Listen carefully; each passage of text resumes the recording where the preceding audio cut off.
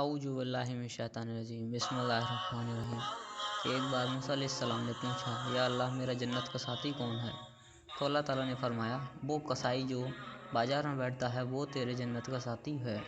تو موسیٰ علیہ السلام حیران ہو گئے کہ میرے ساتھی نہ کوئی مجاہد نہ کوئی عالم۔ بازار گئے تو کسائی بیٹھا ہوا۔ جب اس کے سودا ختم ہو گیا، اس نے گوشت کا ٹکڑا اپنے تھیلی میں رکھ کر اور چل دیا۔ پھر موسیٰ علیہ السلام اجازت لے کر اس کے ساتھ چل پڑے۔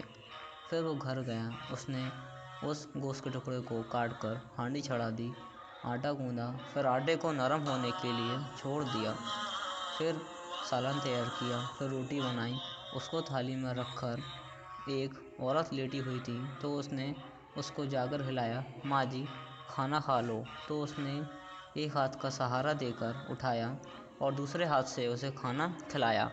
جب وہ فارغ ہو گئے تو اس نے سر ہلایا تو کہا بس، تو اس نے منہ صاف کیا، اور جب وہ لیٹانے لگا تو وہ ماں کچھ بڑبڑائی، دور سے بڑبڑاتی تھی تو موسیٰ علیہ السلام کو کچھ سمجھ میں نہیں آیا کہ یہ کیا کہہ رہی ہے۔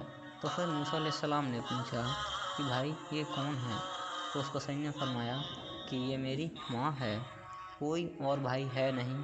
تو جب میں صبح کام پر جاتا ہوں تو اس کی صاف صفائی، ساری خدمت، کھانا پانی سب کر کے جاتا ہوں، اور جب واپس آتا ہوں تو سب سے پہلے اس کو دیکھتا ہوں اور پھر باقی کاموں میں لگتا ہوں۔ موسیٰ علیہ السلام نے پوچھا، جب تم اسے لٹا رہے تھے تو یہ کچھ کہہ رہی تھی، کیا کہہ رہی تھی؟ تو کسائی نے کہا کہ کیا کہنا ہے، ماں جو ہوئی، جب بھی اس کی ساری خدمت کرتا ہوں تو کہتی ہے اللہ تعالیٰ جنت میں تجھے موسیٰ کا ساتھی بنائے۔ پھر اس کسائی نے کہا کہ میں ایک غریب کسائی، میری کیا اوقات کہ میں جنت میں موسیٰ کا ساتھی بنوں۔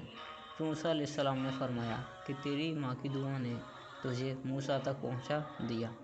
تو والدین بہت بڑا سرمایہ ہوتے ہیں، آخرت بنانے کا، دنیا بنانے کا۔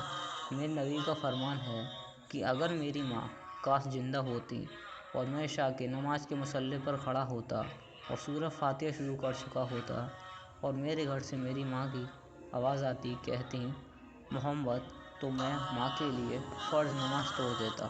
فرض